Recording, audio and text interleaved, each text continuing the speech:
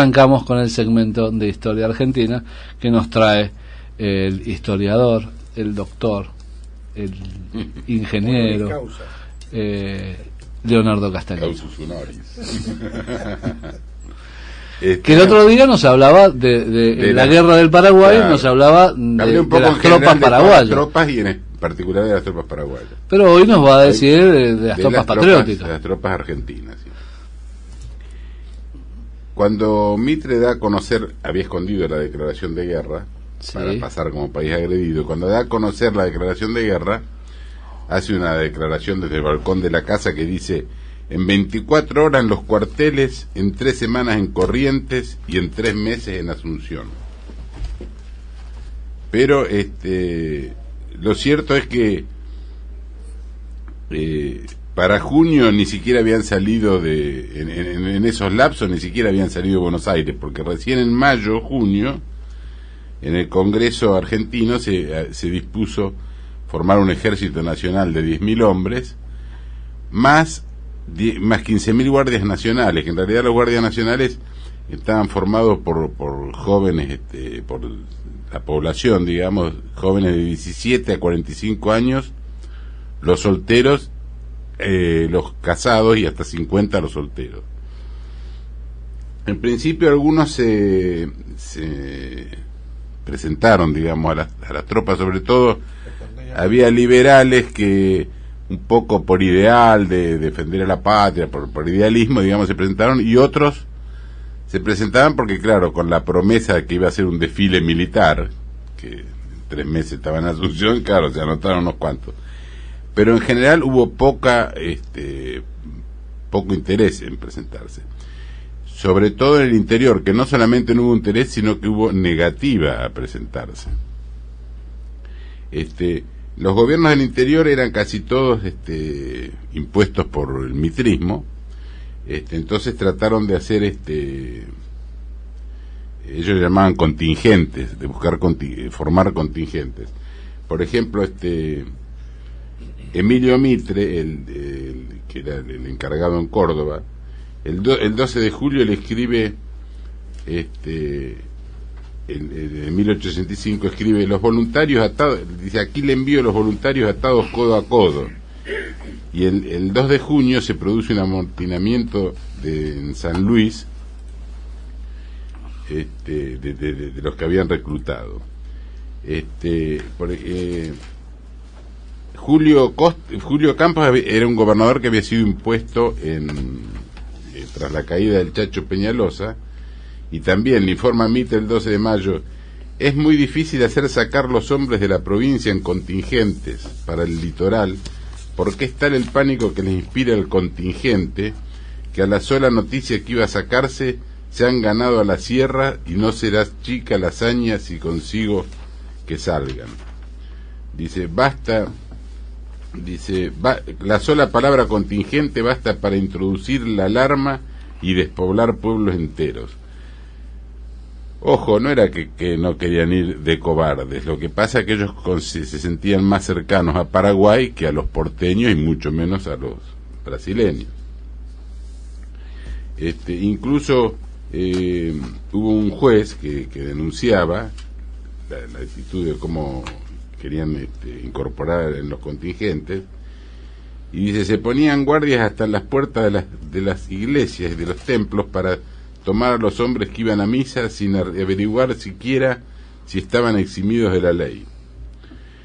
Incluso denunciaba que iban mal vestidos y con hambre, y dice que el vecindario tenía que darles de comer, y dice, más parecían mendigos que soldados que van a combatir por el honor del pueblo argentino. En general hubo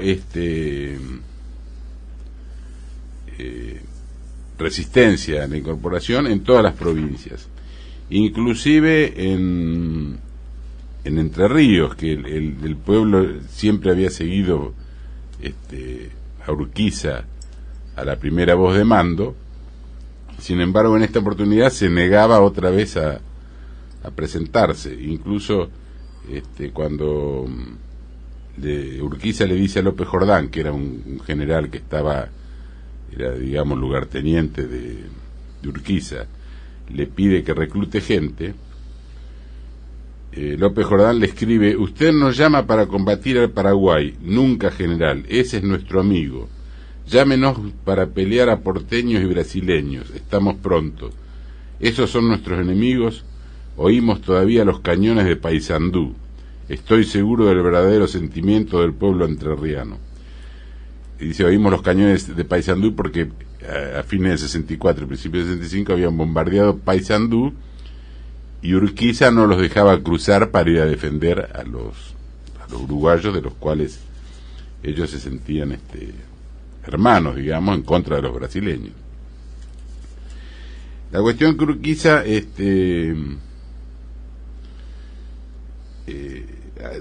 hubo acusaciones ahí en Entre Ríos, algunos decían, uno acusaba, por ejemplo, Nicanor Molina decía que hay algunos que se ocupan de anarquizar a los ciudadanos que defienden a la causa nacional. Urquiza logra juntar en 8.000 hombres en Calá, pero se le rebelan. En un momento Urquiza se traslada para tener una entrevista con Mitre, y la noticia corre como un reguero de pólvora y se sublevan. Y por ejemplo en el campamento de Basualdo uno decía: compañeros, el capitán general se ha ido a su casa y es necesario que nosotros también nos vayamos. No sean tontos, no se dejen engañar. Entonces incluso hasta se sublevaban al nombre de Viva Urquiza y muera Mitre. O sea que todavía no había perdido bien el prestigio Urquiza entre sus paisanos, pero se sublevaban igual. Incluso se pasaban a la noche, voces imitando a los zorros como voces del arma y se sublevaban. López Jordán desde Paraná le escribe el 31 de julio que la gente se reunirá donde usted le ordene, le escribe a Urquiza, pero no quieren ir para arriba. El coronel Luis González también le escribe el 19 de septiembre que dice: si esta marcha no es contra Mitre, ellos, los entrerrianos, no salen de sus departamentos. O sea, la gente no quería participar de ningún modo. Inclusive Urquiza los lleva por la fuerza, incluso hay fusilamientos. La furia de Urquiza es muy grande, digamos, porque no podía dominar a la gente que siempre le había sido fiel.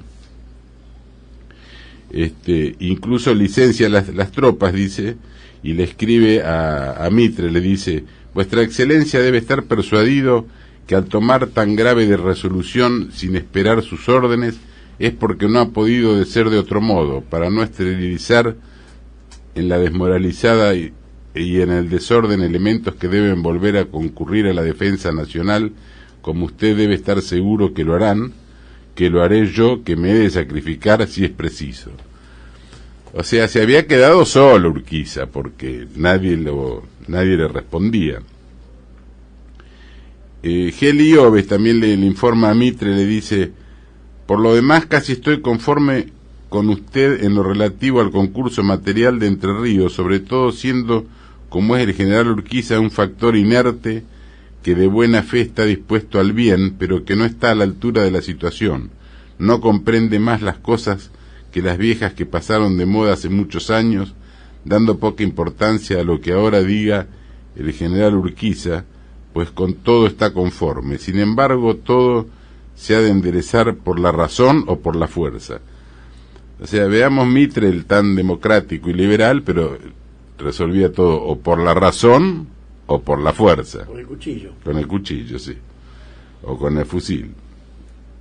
Y Mitre incluso le reclama a Urquiza castigos contra los traidores que se atrevan a conspirar contra la nación, contándolos entre esos traidores algunos con quienes usted parece contar para efectuar su reserva. O sea, Mitre consideraba traidores a todos los que no estén de acuerdo con él, ¿no? La cuestión, bueno, hubo en Toledo y en Basualdo hubo dos desbandes muy importantes,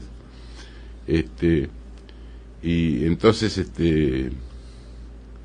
Urquiza le informa a López Jordán, le dice: hoy se han fusilado 3 después de haber sido sumariados y condenados por consejo ordinario. Quiero que me persiga y remita a este cuartel general a los oficiales Lara, Retamar y un yerno del coronel Gutiérrez, instigadores de las deserciones de Toledo. Le recomiendo muy particularmente que con la mayor reserva averigüe quiénes fueron los que en Basualdo y Toledo, imitando el aullido de los perros y los zorros, daban la señal para la deserción, y los que sean autores capturados y remitidos a este cuartel general. Las medidas tomadas para reprimir las malas pasiones que causaron los desórdenes de Basualdo y Toledo producen los saludables efectos que debían proponerse. O sea, se vanaglorian, digamos, del fusilamiento y que los obligan. Incluso Urquiza, cuando estaba en el despacho, viene un oficial y le dice que había un grupo de gente que no se quería embarcar, y Cárcano lo describe de la siguiente forma. Dice: deme mi lanza, exclama el general, salta en el primer caballo que haya al salir y parte a gran carrera en dirección al puerto. Blandiendo la lanza con su brazo fuerte, parece que encabeza una de las cargas irresistibles que tantas veces le dieron la victoria. Llega al puerto, revista a trote lo largo de la tropa formada, lanza en mano, mirando fijamente. Detiene su caballo frente al portalón del barco y se oye su voz arrogante: comandante, ordene que se embarquen de uno en fondo. La voz de mando se repite y la tropa se embarca en silencio. El barco se aleja conduciendo tranquilamente el contingente entrerriano, arrancado por el grito de su caudillo del abismo de su retraimiento. Inclusive, después Mitre acusa Recibo, le dice: llegó ya el comandante Pintos con una parte del contingente que envía usted, y de esa provincia, de conformidad con lo que usted me pide, disponga el regreso de la guardia que trajo al contingente. O sea, lo llevaban maneados, engrillados y con guardia, porque incluso el gobernador de Catamarca le pasa una factura, ya le dice que había encargado 200 grilletes para los voluntarios de la guerra de Paraguay. Que no eran tan voluntarios, eran como los retiros. Claro, sí. Sí, como los retiros en la época de Menem, retiro voluntario, te echamos. O sea, ¿te vas solo o te echamos y te pagamos menos? Sí. Así eran los retiros voluntarios. Bueno, inclusive parte del ejército estuvo, digamos, no fue al frente de batalla, sino que quedó en el territorio nacional, precisamente para reprimir los levantamientos que hubo, porque hubo levantamientos como el de Felipe Varela, etcétera. Incluso hay algunos historiadores que dicen que se dio la paradoja que murió más gente en el frente interno que en el frente de batalla. Por eso yo digo que las tropas argentinas no era que le faltaban valentía, porque los paisanos al primer grito agarraban el caballo de la lanza y lo seguían al caudillo. Lo que pasa que no querían ir a pelear a Paraguay, que la sentían una provincia hermana. Muy bien, ¿continuamos el día viernes? El día viernes. Gracias, Leonardo Castañeno, el segmento de Historia Argentina en Tiempo Nacional.